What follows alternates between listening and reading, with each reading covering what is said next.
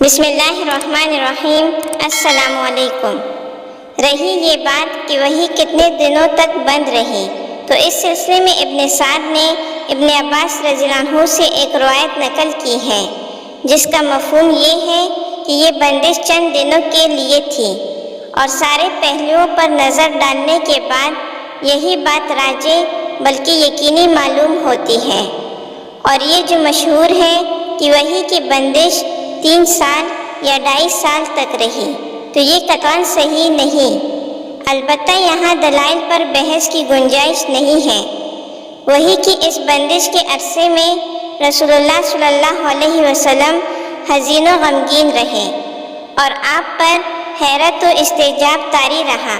چنانچہ صحیح بخاری کتاب و تعبیر کی روایت ہے کہ وہی بند ہو گئی، جس سے رسول اللہ صلی اللہ علیہ وسلم اس قدر غمگین ہوئے کہ کئی بار بلند و بالا پہاڑ کی چوٹیوں پر تشریف لے گئے کہ وہاں سے لڑک جائیں، لیکن جب کسی پہاڑ کی چوٹی پر پہنچتے کہ اپنے آپ کو لڑکا لیں، تو حضرت جبرائیل علیہ السلام نمودار ہوتے اور فرماتے: اے محمد صلی اللہ علیہ وسلم، آپ اللہ کے رسول برحق ہیں، اور اس کی وجہ سے آپ کا اضطراب تھم جاتا، نفس کو قرار آ جاتا اور آپ واپس آ جاتے۔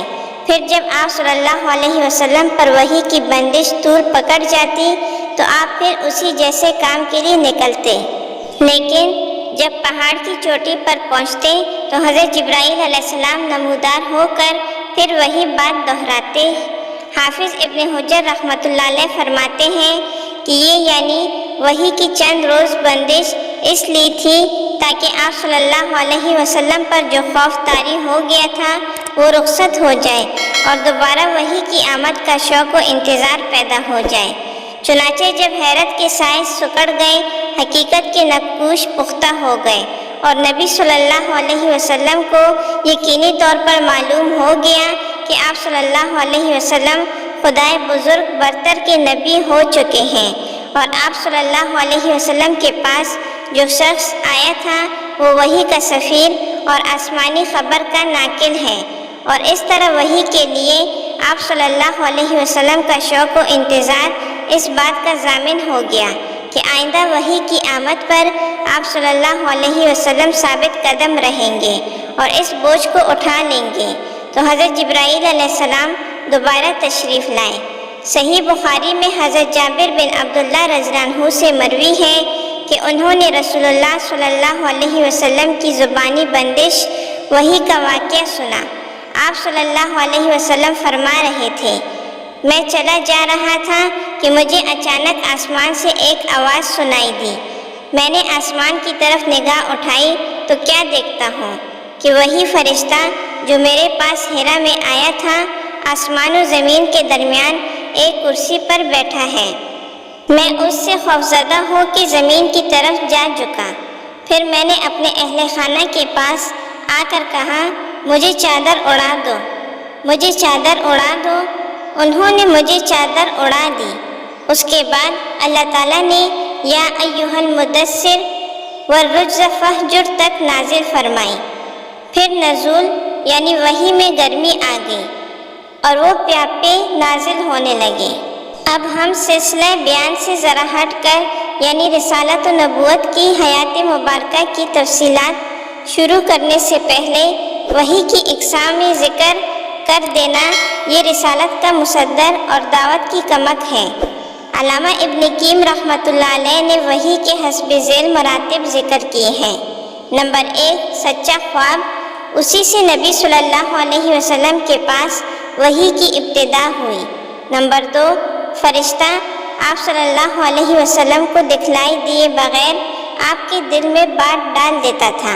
مثلا نبی صلی اللہ علیہ وسلم کا ارشاد ہے: روح القدس نے میرے دل میں یہ بات پھونکی کہ کوئی نفس مر نہیں سکتا یہاں تک کہ اپنا رزق پورا حاصل کر لے، پس اللہ سے ڈرو اور طلب میں اچھائی اختیار کرو، اور اس کی تاخیر تمہیں اس بات پر آمادہ نہ کرے کہ تم اسے اللہ کی معصیت کے ذریعے تلاش کرو، کیونکہ اللہ کے پاس جو کچھ ہے وہ اس کی اطاعت کے بغیر حاصل نہیں کیا جا سکتا۔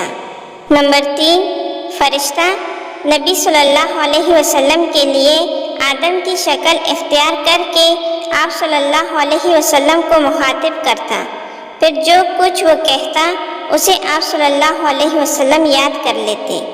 اس صورت میں کبھی کبھی صحابہ بھی فرشتے کو دیکھتے تھے۔ نمبر 4، آپ صلی اللہ علیہ وسلم کے پاس وہی گھنٹی کے ٹن ٹنانے کی طرح آتی تھی۔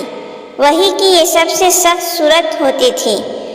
اس صورت میں فرشتہ آپ صلی اللہ علیہ وسلم سے ملتا تھا اور وحی آتی تھی، تو سخت جاڑے کے زمانے میں بھی آپ صلی اللہ علیہ وسلم کی پیشانی سے پسینہ پھوٹ پڑتا تھا، اور آپ صلی اللہ علیہ وسلم اونٹنے پر سوار ہوتے تو وہ زمین پر بیٹھ جاتی تھی۔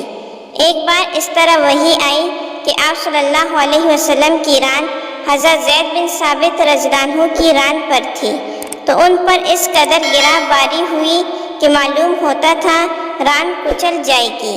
نمبر 5، آپ صلی اللہ علیہ وسلم فرشتے کو اس کی اصلی اور پیدائشی شکل میں دیکھتے تھے، اور اسی حالت میں وہ اللہ تعالیٰ کی حسب مشیت آپ کی طرف وحی کرتا تھا۔ یہ صورت آپ صلی اللہ علیہ وسلم کے ساتھ 2 مرتبہ پیش آئی، جس کا ذکر اللہ تعالیٰ نے سورۃ النجم میں فرمایا ہے۔ نمبر 6، وہ وحی جو آپ صلی اللہ علیہ وسلم پر معراج کی رات نماز کی فرضیت وغیرہ کے سلسلے میں اللہ تعالیٰ نے اس وقت فرمائی جب آپ صلی اللہ علیہ وسلم آسمانوں کے اوپر تھے۔ نمبر 7، فرشتے کے واسطے کے بغیر اللہ تعالیٰ کی آپ صلی اللہ علیہ وسلم سے حجاب میں رہ کر براہ راست گفتگو، جسے اللہ تعالیٰ نے موسیٰ علیہ السلام سے گفتگو فرمائی تھی۔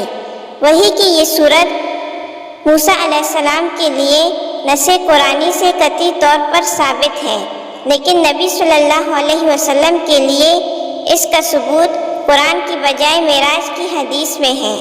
بعض لوگوں نے ایک 8ویں شکل کا بھی اضافہ کیا ہے، یعنی اللہ تعالیٰ روبرو بغیر حجاب کے گفتگو کریں، لیکن یہ ایسی صورت ہے جس کے بارے میں سلف سے لے کر خلف تک اختلاف چلا آیا ہے۔ امید ہے کہ آپ کو ہماری یہ ویڈیو پسند آئی ہوگی، اور ساتھ ہی ہمارے چینل کو سبسکرائب کر دیں۔ جزاک اللہ۔